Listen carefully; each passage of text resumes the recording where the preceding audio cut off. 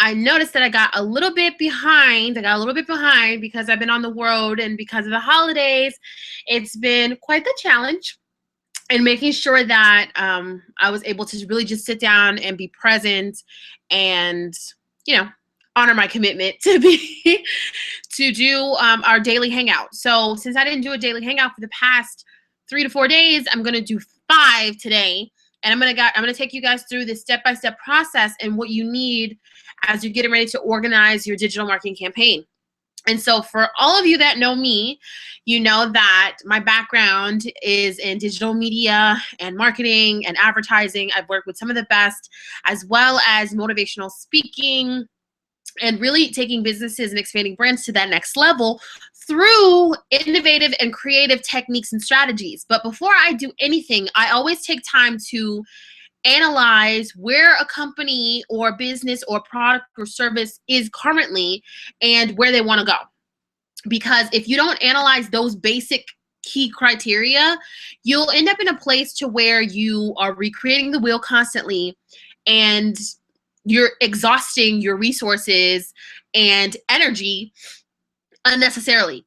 So I want to help you to prevent those things, and I'm going to take you through one strategy that we use with my team and my company to present the most effective strategies for small businesses, events, and this process is scalable. So I'm going to jump right in now that I've given you all that back information so that you're able to get the most out of this session. And if you have any questions, you can always email the email below, which is admin@Movis Media Group. And I'd be happy to answer any questions, again, time permitting, because we are in beast mode getting ready for the first quarter, but there's always time for you.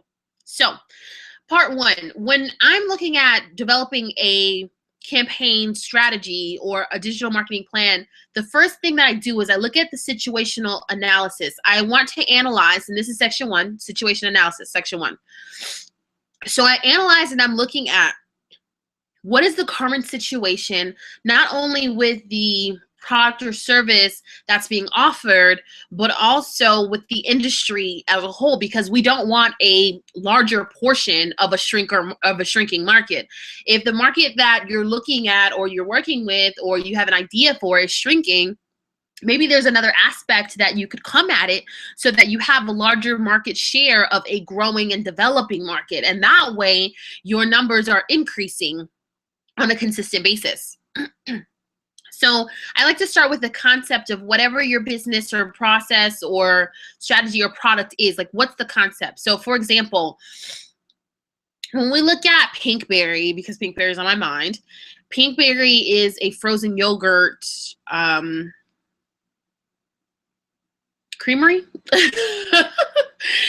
So Pinkberry is this place that I really love to go to, and their strategic position in the market is that they have these different flavors and different types of frozen yogurts and all that kind of good stuff. So their business concept is sound, but Pinkberry is very similar to Menchie's, is very similar to a couple other frozen yogurt places that are similar, and they do the exact same thing in the marketplace. So how do they set themselves apart? Well, the experience when I go to Pinkberry is very different than when I go to Menchie's. Their setup is different. So when you go to Menchie's, you have to go and make your own. You know, you make your own frozen yogurt, and then you can add your own toppings, and you come and you weigh it. And then once you weigh it, then the cashier charges you, and, you know, they give you a smile, and it's also a nice experience, but it's different. So then you go out. Excuse me. Allergies. So, and then you leave out of the store. Well, when you go to Pinkberry, they actually make the frozen yogurt for you, and they put it together and they taste it for you and all this, or they set it up for you to taste, and so on and so forth. And then they put on the toppings for you, and then they weigh it, and then you pay. So it's the same thing. It's almost the same in the business model or their business concept, but both companies execute differently, and it gives you a different customer experience. So when you're thinking about your product or service, think about your situational analysis. How do you want your customer to feel, and what do you want your customer experience to be? So in the first part of section 1 of your situation analysis, you want to talk about your business concept. So what is it that you're doing? And then also knowing that one key important factor is There's someone already doing what you want to do successfully. So you want to be able to not necessarily duplicate their model, but understand what their current business model is, what's working for them, what's not working, so you know what'll work for you. The second portion of this I like to put in is the economic impact that your business is currently having on the marketplace. And if you're new to an industry, then what is your competitors' impact? What are the people in your industry doing? And what's that impact on the economic market? So for example, if you had a concert or an event, how much revenue does it bring to this city? How much traffic are you bringing to the area? Do people come from all over to be a part of it? And if so, and if you've built, you know, at least a 3-year track record, then are you registered and are you a partner with the tourism bureau in your area? So that way you can get cheaper, discounted hotel rates and all those other kinds of things that would be able to help your business not only to save money, but also make money on various areas. Because if people are flying into your event, or they're coming together for your event in one specific city every year, like for example, Coachella is in California, then you're driving money into that city every year consistently. So there's monies to be made that maybe you're leaving on the table. So what's your economic impact? And then the third part, we want to talk about the industry analysis and trends. Like I said in the beginning, you don't want a larger share of a shrinking market. It doesn't make sense to have 100% of nothing. So 100% of nothing is nothing. You want to get to the point to where you can kind of see your business and see your market in place of it's growing, it's expansive, and you see it in multiple phases. So phase 1 might be to just establish yourself as a reputable, credible source, and you're consistent. So if you had a product like Velcro, you know, like maybe Velcro was your product, and you can see your product aligning with other brands that need Velcro, then what you want to do is position yourself in your situational analysis so that it makes sense on who you're doing business with, why you're doing business with them, and why it will be effective if you're not doing business with certain people to align yourself as a strategic partner.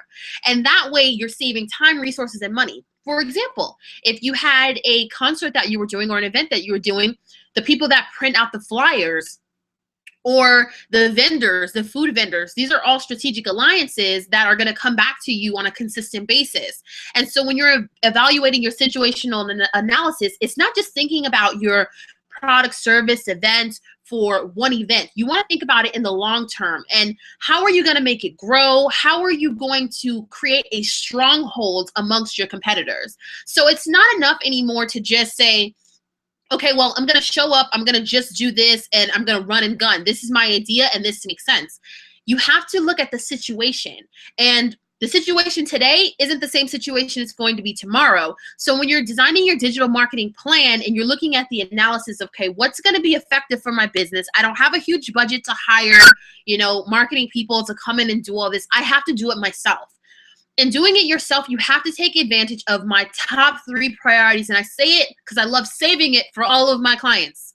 You want to save time, money, and resources. You don't want to exhaust time, money, and resources on things that aren't creating a return on your investment.